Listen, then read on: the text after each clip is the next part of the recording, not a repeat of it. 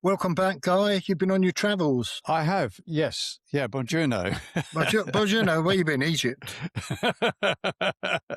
Yeah, I've been to the Italian lakes. Very nice. Okay, nice time. Yeah, beautiful. Yeah, Yeah, and lovely you were time. tooling around in one of these French.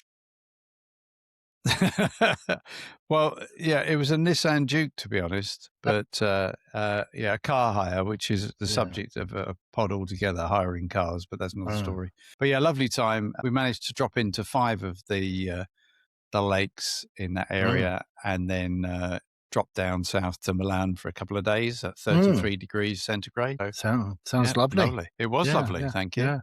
Yeah. Well, you've missed it all. It's all been going on in Makerfield. I've since you've noticed been that. away. Yeah. All very exciting. And we record as the good folk of Makerfield are out putting their crosses in They are, boxes. aren't they? Yeah. To decide. Well, basically, it could be to decide who the next prime minister is going to be. That's another story of the next prime minister, because I understand that Keir Starmer said, in the words of Lord Mandelson, who maybe he's a fighter, not a quitter, and so he's not going to go away easily. No, it depends whether his cabinet, go in and tell him. I think his cabinet might go away a bit more easily than he does. Do you think so? Yeah. And we're going to have another of them.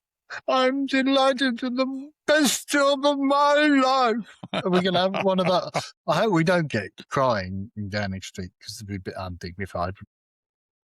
He'll be able to watch a lot more of Arsenal if you look at the upsides. He will. For him, anyway. Absolutely, yeah. So anyway, I thought we'd look in this first pod for you back at what Lord Burnham, he's not actually Lord at the moment, is he? But the Messiah from across the water, yes, King of the North, yes, is offering the country, not just Makerfield, in terms of what he would do if he were lucky enough to be elected Prime Minister. So there's a few things. We have a bit of a chat around these, can't we? So you probably know a lot of this. In terms of small business relief, he's talking about cutting rates for pubs and independent shops by 20%. Yes. This has been a bone of contention. Nobody's suggesting quite where this money's going to come from, because obviously if he takes it from one area, then he's got to get it from another. No, I mean, in principle, that makes sense. Yeah, okay. You're in favour of that? That gets a tick, does it? It gets a tick, yeah. Yeah, from the right of centre, that's, yeah. Objection, Your Honour.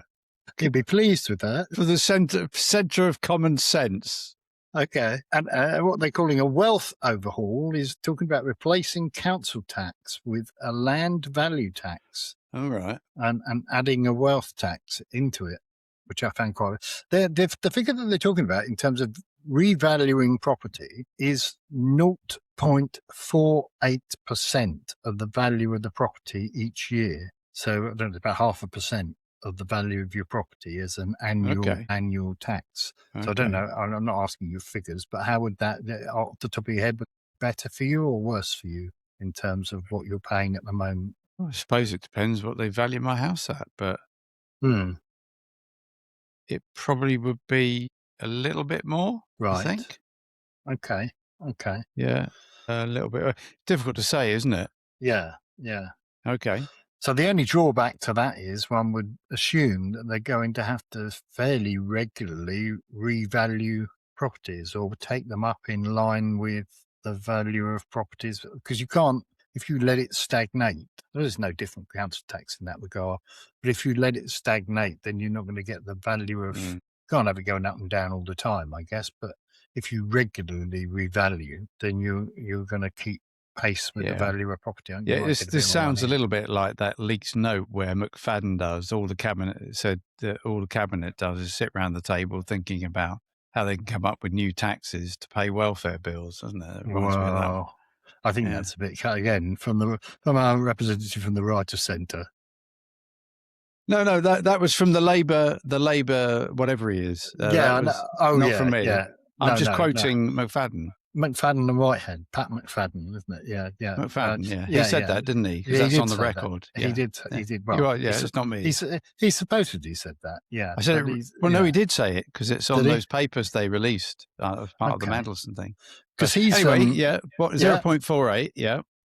Wealth tax? What's As that? the wealth tax, we haven't got exact details on that. It's a vague thing, but we're not aware of what that would entail. I Okay. think they're talking about making tax on dividends and investments the same as income tax, aren't they? That's one of the things that's been talked about. So equalising the rates charged in terms of investments and income. We've just got the state control and nationalising transport, energy, water, utilities, and housing as well. In terms of nationalising some housing, which I mean, there's a lot of old school Labour stuff here. Nationalising stuff. I mean, Thames Water is an example. That's falling back into national Yeah, ownership they anyway. won't need Isn't to nationalise that, will it? they? Because that'll just go Absolutely. bust. They're just going to have to find a massive load of investment when it does fall back into Yes. national hands.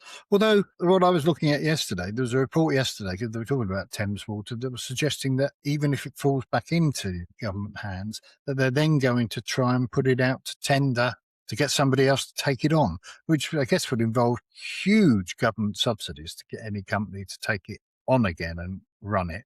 But I suppose the principle is that they don't, at the moment, the current people in charge, Starmer, they don't want to have the responsibility to run a utility company, which you can't blame them, really, can you? If you ran the whole thing as a national entity, it might be slightly different, but to be in charge of Thames Water seems appears to be a bit strange. Yeah, strategically it doesn't work, does it? But No. Okay, well that could work, because if they go bust, the only snag is that companies that have lent to Thames Water would have a charge over the assets, wouldn't they? Mm. So it's not as simple as it goes back into government ownership and you can just sell it to whoever you like. See, the creditors would, if they have a legal charge over the assets, would legally require a return. But at a high level, I understand that point. But so a lot of nationalisation then, no clue how that's going to be paid for. No. No, not at the moment. I mean, these are, as you would normally expect in terms of people in opposition, effectively. These are fanciful, all the sweets, but none of where the medicine's coming from. Yeah, exactly. Talking about social care levy, we've got social care back into the mix again as well. Oh, old Boris's social care levy.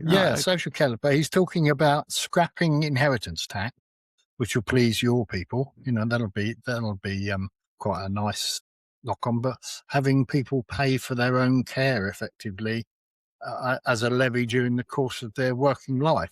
I mean, the only drawback I see to this is that we're going to be back in a Ponzi scheme again for social care, aren't we? Like much the same as state pensions, because money that you'll be paying into a healthcare levy, social care levy today, presumably will be going straight out the other end to pay for current social care. So I don't know. I haven't looked in the exact details, but at least he's looking at it. And I suppose that ought to be applauded, that somebody's actually opened that box again and is looking inside. I don't understand the two things being connected, because inheritance tax funding the social care levy, or rather not having to pay that, it doesn't make sense. No. I wonder whether when they're talking about inheritance tax, they're also talking about funding your, if you have to go into care, if you own property, you have to sell that property to be able to finance your care. I wonder whether that's where it's all got a bit mixed up, whether they're talking about that. I often wondered whether, because inheritance tax is way too complicated with the exemptions and everything. I just wonder whether, everyone should say have a 100K exemption, and then you should have a flat rate of inheritance tax on top of that. And that would be kind of fair and understandable. And then it would be progressive, because the rich people would pay more and then less rich people would pay less. But it's far too simple for anyone to implement, that is. Yeah. I suppose we're going to disagree on this, because I suppose it's the principle of where you feel that somebody's got more than enough money to lead a very comfortable life and can afford to pay a higher percentage than somebody lower down the. It affects those on lower incomes, if you were to do it your way, a lot more than it affects those on higher incomes, doesn't it, really? If you've got a property that's worth £15 million and you're going to pay, I don't know, 10% over £100,000. I'm picking figures out off the top of Yeah, my yeah. head here. And somebody who's got a property that's worth £250,000 and they're going to pay 10%. That doesn't seem quite right to me, because the huge amount that I know you're going to pay more. But you've got a property, and at the end of the day, you're passing on more than enough to your kids or what have you, if you've got to afford a little bit more in percentage Yeah, terms. but possibly. But I just think that Mm. that the whole tax system's a nonsense. But that I just think simplified tax systems would generate more revenue. Yeah. I just as a principle. But anyway. Anyway, we're going to hammer through these other ones. The expansion of devolution. We know he loves the regions, don't we? Because he's king of the north, Yeah. so he's going to do more of that. Enforce tighter regulations on tech companies than there are at the moment. So he's going to upset the tech bros, which they're trying to tread a steady line with at the moment after these latest looking to intervene on housing costs to lower rent.